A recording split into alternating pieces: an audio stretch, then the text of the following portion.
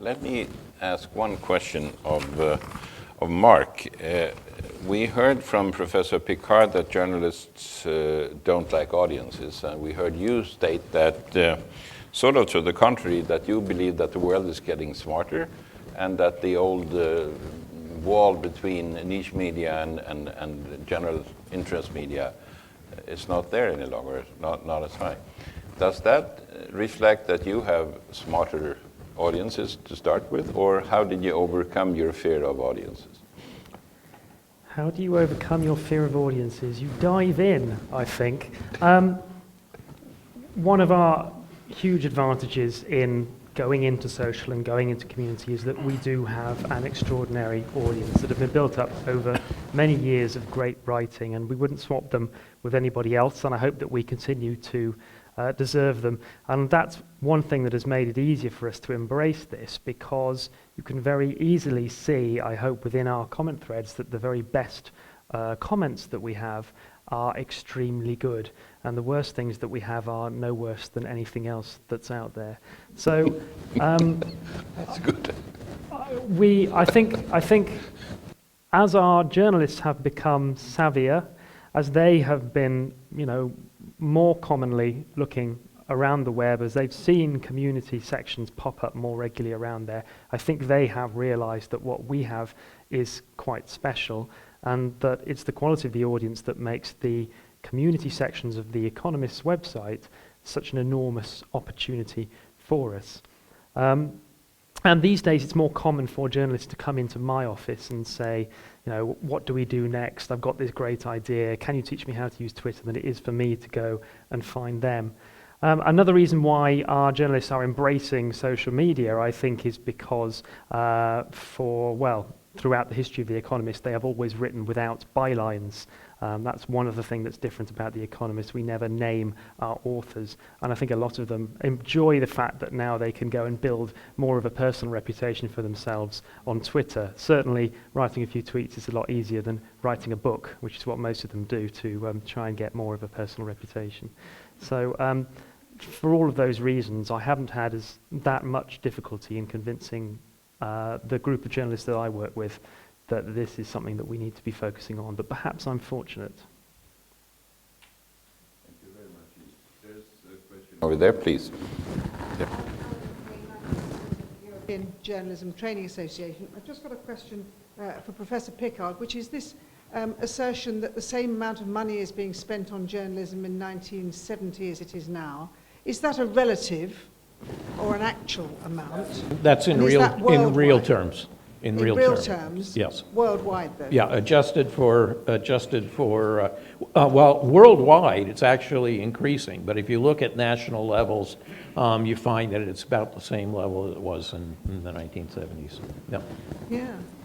Can you explain then why, in the UK at least, yep. all the national papers are what they call managing the decline? Yep. They're laying people off, they're sacking people. Well, what's been happening are several things. One is the decline of circulation, that when you suddenly have 500,000 less circulation at your papers than you've had before, you're going to have less money there. But at the same time, you're getting certain categories of expenses within the news organizations that are going up.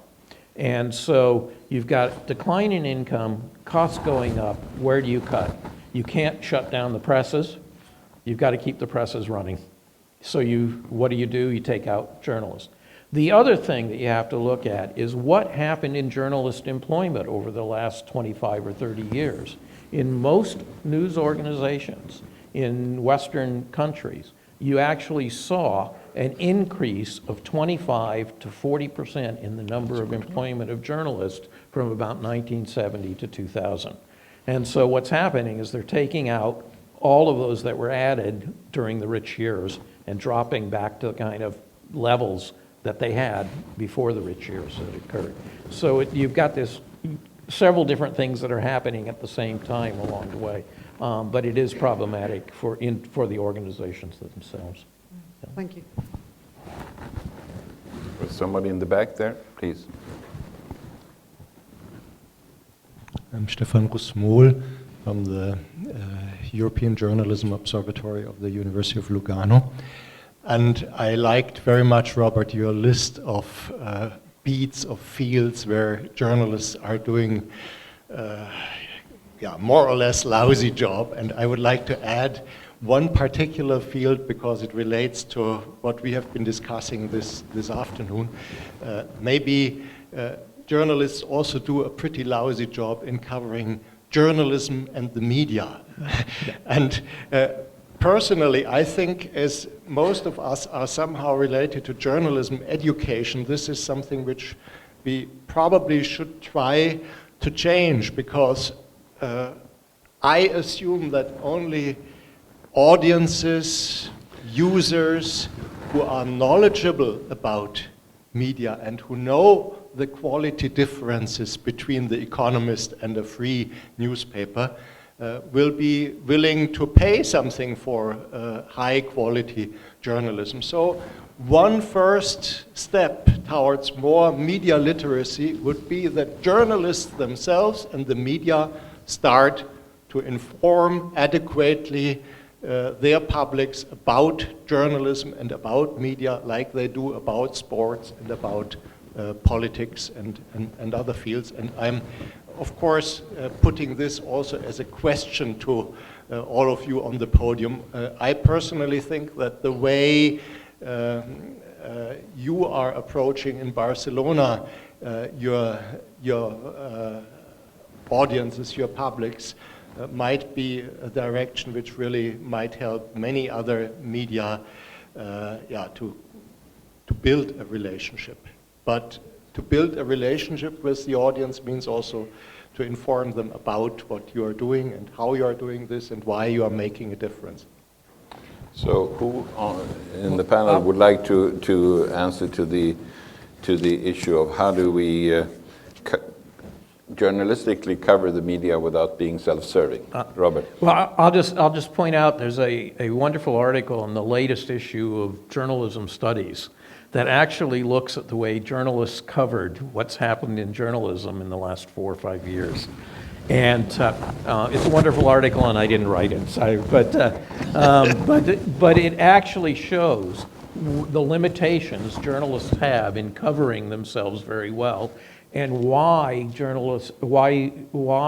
the bad perception of the nature of the newspaper industry today and of news organizations as a whole exists. And it's basically because we don't ask the right questions. And most journalists, when they've written about the state of the news industry, have written in a very self-interested way, rather than actually looking at it in the way they look at other industries and companies.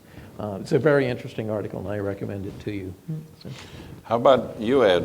You've been sort of on the trade union floor on these issues. Do you agree that journalists cannot cover their own business without being self-interested and self-serving?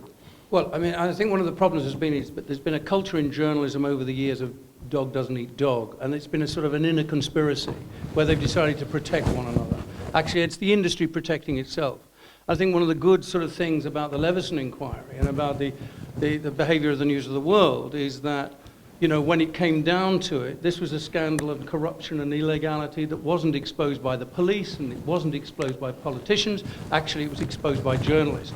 And actually, it was exposed by journalists in the face of direct criticism by the self-regulator of journalism that they shouldn't even be writing this story. But, I mean, I think that this question of dog doesn't eat dog is a sort of really nasty culture which the press got into for defending themselves and so on. Now that I've got this microphone, there's a couple of questions I want to ask if I can. Because none of you have dealt with, actually, with what I think is one of the sort of really key questions. Staffan sort of raised the question about this sort of the way that digital media is creating a sort of a spiral of decline in terms of standards. Well, I'm not sure that's necessary that should happen. There's no reason why speed should kill quality. It just takes media that have got a good brand to protect themselves by saying, no, we'll wait. We'll take our time. And everyone I've talked to in Associated Press and Reuters and others who are trying to protect a brand are saying, no, we'll wait. We will not actually see ourselves being diminished. And I think, therefore, one shouldn't be necessarily pessimistic about that. But I was worried about your sort of thought that there is an inevitable consequence of this change, and I don't think there is at all. I thought, Robert, you were unnecessarily also sort of pessimistic about the sort of character inside journalism. When I sort of talk to lots of media organisations, I see those that are vigorous and have the possibility of change are those who are adjusting. They no longer hate the audience. They actually see the audience as a very productive, important partner in what they're trying to do and so on. So, I mean, I've got a feeling there's a narrative here which I thought we'd got over, which is the narrative of being in journalism and being terribly depressed about the fact and having to fight off those who are saying journalism is about to die and is extinct and so on. And in fact, I think we have to get over that narrative. Inside the industry, we've talked ourselves into a terrible depression. And I think that that's actually something which we have to get out of. I'd like to ask a question of Vicent about the question of your model, because I'd like to have more facts about, you know, how it makes money. Because one of the big questions we don't have an answer to is, how do you make money? And I'd be interested to know about how you make money and how much money you do make, because a lot of online media that I've heard about actually find it very, very difficult to make money. The Economist is doing well on its online sector, but you did say it doesn't make enough money to actually sort of protect what we've got and to maintain it. There's a question there about how do you expand the online sector to the extent where you can actually make money. And finally, the final point I want to make is, because again you've not sort of addressed it with the question of the market, is we've seen a massive decline in recent years, during this particular period, in the quality of journalism to function. Investigative journalism in Europe these days increasingly exists because of handouts from foundations and others that are prepared to pay for it, no longer being paid for by media. And the same is true in the United States. And if media and journalism has one role in society, it's to hold power up to scrutiny and to do proper research and to investigate stories and so on. This key area of journalism is no longer being done. Where do we get the money for it? How do we secure that sort of notion of journalism of scrutiny for the future?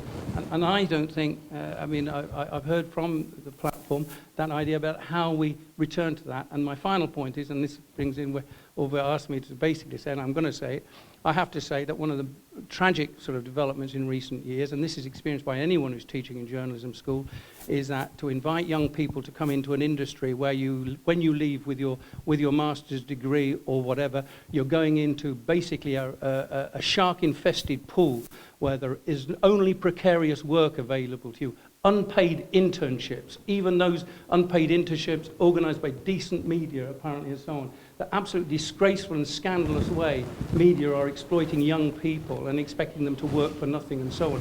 So this whole question of precarious employment, seems to me, has diminished one of the most important resources that journalism has in its future, and that is the quality of young people who are ready and wanting to come into the profession. Thank you. There was enough there for 2 more hours. And let me try to sort out a few things. Vicent, would you care to give some numbers on how you actually make money with your democratic model? Yeah, but also answer some question about the speed. On the money, it's very easy. We are doing money up to now on advertising. As we are leaders in the country, we are the most successful web. We have a lot of branding advertising, which is not a very good advertising. Big companies that want to have their brands all over, they didn't understand new kinds of advertising, but they pay you enough money for that. The question is that this advertising is declining, not because they are spending less money, but because there is so much people getting that money, and especially there is something important, that is the little advertising is going all to California.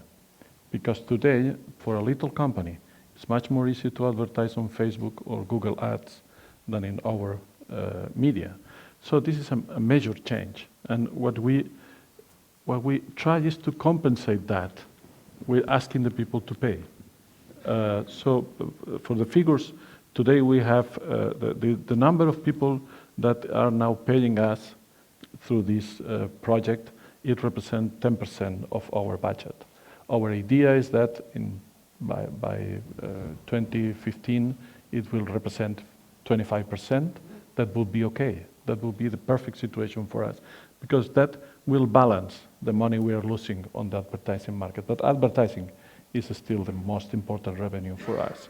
And if I can say something on the speed question, I also agree on that speed is not, sometimes it's a problem. But the problem is not exactly speed. The problem is how you understand what is happening. And I want to tell you one recent story. 2 weeks ago, or 3 weeks ago, in fact, there was a major campaign in Catalonia against paying on highways, because people is paying fees for using the highways, and people just revolt and say, we don't want to pay more. And that there were people going to the highways on Sunday morning and refusing to pay. How do you cover that? If there is highways all across the country, there is, I can remember, a lot of places to pay and so on. How do you cover that? The best way was using Twitter and using Google Maps. Because someone on the newsroom realized, say, okay, on Sunday morning, Google Maps, Google Transit maps have green colors on the highways. If we find red colors on the highways, that means a concentration of people that don't want to pay, so are disrupting the traffic on the highways. And yes, it happens. On Google Maps, it appears in red, just the areas where there were demonstrations or people refusing to pay. But even there was some situation where police was involved and these kind of things that you cannot prevent. You don't know where that will erupt. And there was a case that someone being stuck in a highway by the police. And he sent a Twitter saying, I'm being stopped by police.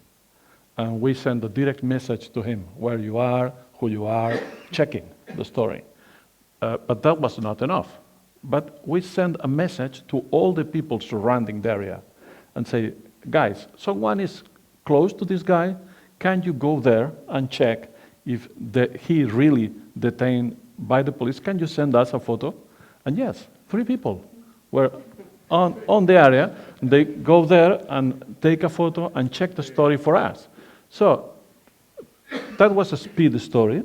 This was, if you want, not a very traditional way of checking the stories. Well, it was a traffic story, and we should have more of those, we understand. Staffan, what do you say to Auden's contention that this slide in credibility is not inevitable? I hope I was very clear that I do not hide the fact that I'm a pessimist.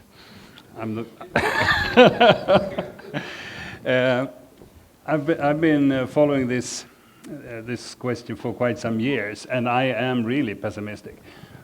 And I must add to what I see in Sweden. But Sweden is a very small country with our own language, with a very, very limited market. So I think that at least in my country, and I guess in small countries with their own languages, you got a problem. For example, I checked last 20 years the kind of coverage that the respected morning newspapers produce, and it has definitely changed. I got quite a few examples when you can see that what these respected morning newspapers do in Sweden now is what you found in the tabloids 15 to 20 years ago. And I think that is a problem. I think the quality of Swedish print media has declined substantially. I think it partly is media driven. So my main sources of information now when it comes to print is Economist. I'm a subscriber, very smart, right? Yes. And the Financial Times. I don't understand how they do it, but I get it 3:30 in the morning in Stockholm. I have no idea how they do it. It must be extremely expensive. But there I do not see any decline yet. But unfortunately, for small countries with their own languages, small and thus limited audiences, I see problems. Could I get a quick comment or two on Auden's last point about the exploitation of young, talented, well-educated journalists with his trade union background? It's Robert. Well, the issue of internships has always been a debated one, actually, in journalism schools as well.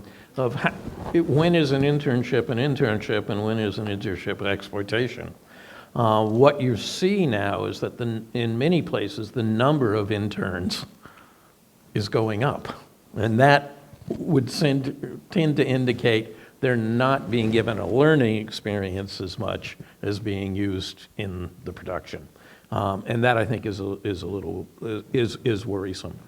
On the other hand, it's giving people some options to begin at least understand what the industry is about that they haven't had before. So it's a matter of how long do you keep them on? I mean, if they come in for a couple of weeks, if they come in for a month, that's one thing. If they're coming in for a year, as many of them are doing in many places, that's where you start saying, wait a minute, there's something wrong with this formula. And if they start constituting an even larger part of regular operations. Exactly, and that's where you start seeing the line clearly being crossed. This is not just a problem in journalism, I would say. This is happening in a lot of other industries at the moment. And there are some countries that are reacting to it and actually calling for reviews. Others are letting it happen, but it is a huge problem. Thank you. I think we should try to finish at 6 o'clock, which gives us barely 10 minutes. You on this side have been very discreet.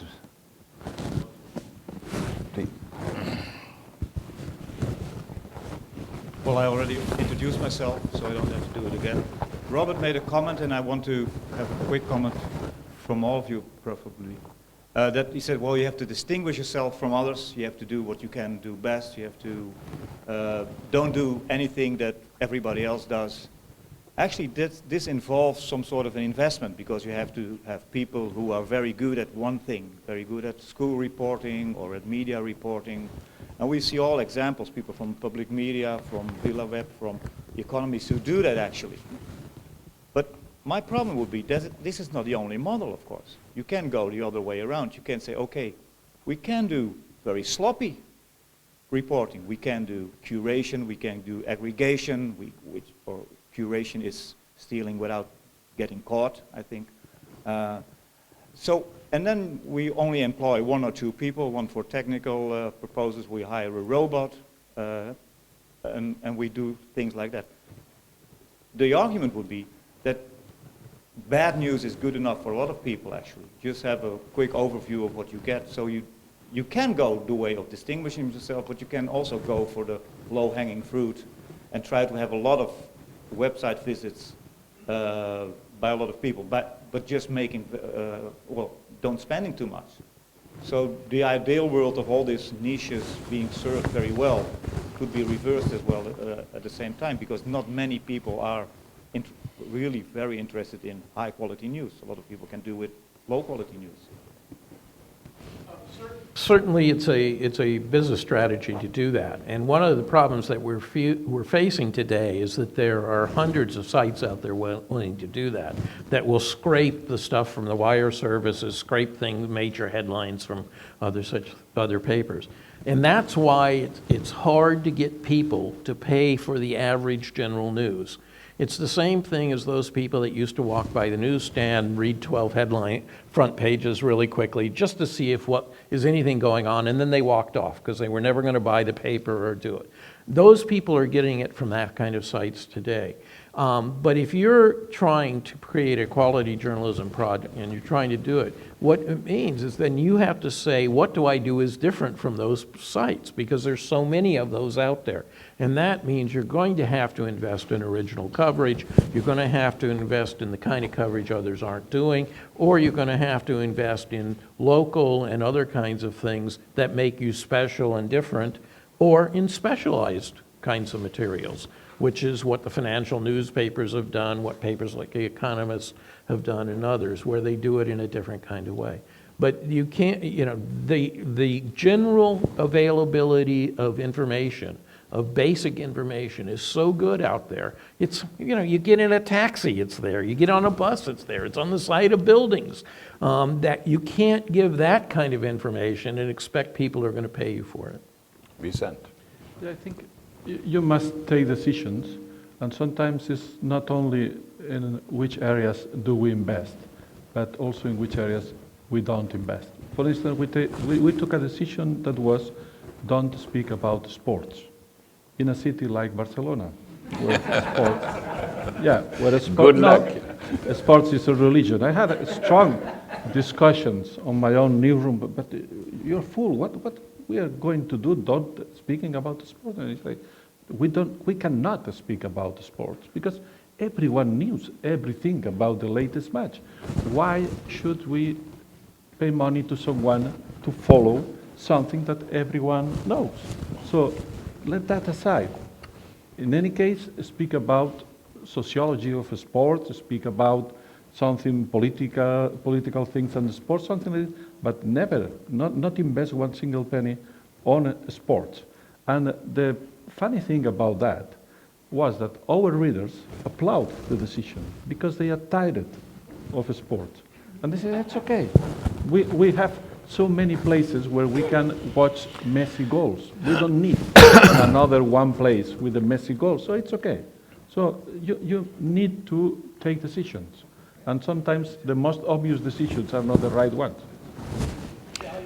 I would echo that, actually, that even if you find cost-effective ways of producing it, and there's all sorts of clever ways of producing it, news about what's happening now is not very valuable and will become less valuable. The wire services are actually doing really well with that, but there won't be room for many other people to just tell you what's going on. Why does this happen, and what does it mean to me, are the questions that people will pay you for, and that's what we try to answer.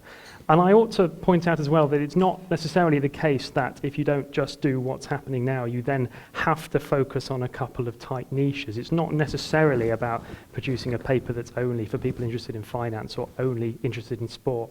One of my favorite ad campaigns for The Economist is the poster that says, you can't know everything about everything, but you can give it a good go.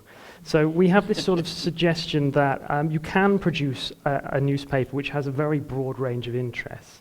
But what's really important is to do it in a way that's very distinctive, that is in some way distinctive, whether that's in your style or in your approach to it or even in your sort of political position on it. It's the distinctiveness rather than what you write about that is going to make the difference. Let me mention an example here. My favorite newspaper is probably Neue Zürcher Zeitung, for those of you who are German speakers, because they are also the absolutely least populous publication you could dream up, and they used to be even worse or better in this regard. This is the newspaper where the Estonia accident, where this passenger ship sank in the Baltic Sea a dozen years ago, and 850 people died, was on page 16 under Unfälle und Verbrechen. It was accidents and crimes, you know, that's... and they also had, I would say, at about the same time, I saved it on as the top news item on the front page. They had an article which, in translation, read the headline read, "The social structure of the Syrian Baath Party." This was way before the recent events. Part 3. So that's ways from populism. Staffan. Well, I'm the odd man out here, of course, because I work for the public service radio of Sweden, and we have an absolutely unique product. We do radio that is about something. We do not have any competition at all, except jukeboxes. But when it comes to serious quality radio journalism, we got no competition. And again, it's because Sweden is such a small country and a small language area. So it's very, very difficult to get to do business with quality radio in Sweden.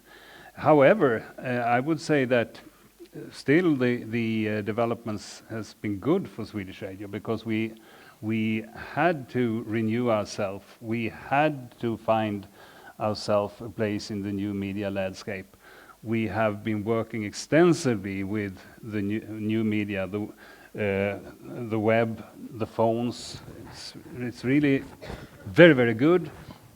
Some would say we're too good. Many say we're too good. Because, you know, of course, the debate about public service competing against commercial media all over Europe, also in Sweden. But so I would say that for a quality radio, talk radio, the web is a blessing. It's absolutely perfect complement to radio, to sort of present all your background material, Numbers and statistics. numbers, statistics, the complete interviews, everything. So we have utilized, I would say, the new media in a very constructive way. I stopped the bragging there, otherwise it would go on forever. So I'll open You paid me to. Please, Marianne. I want to say something negative and positive at the same time.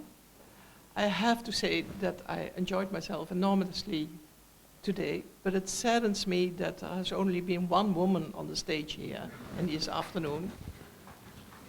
But the good thing is, I like elderly gentlemen, so... Thank you. Well, those are fitting parting words. We like you too, Maria.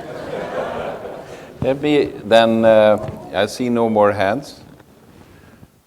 Then I would like to thank all of you for being so patient and sitting through the sessions. And again, I would like to thank the EJC for fighting it out for 20 years, and I wish the organization many more successful years. Maybe I could, remembering Staffan's movie here about the too good computer on the JAS plane.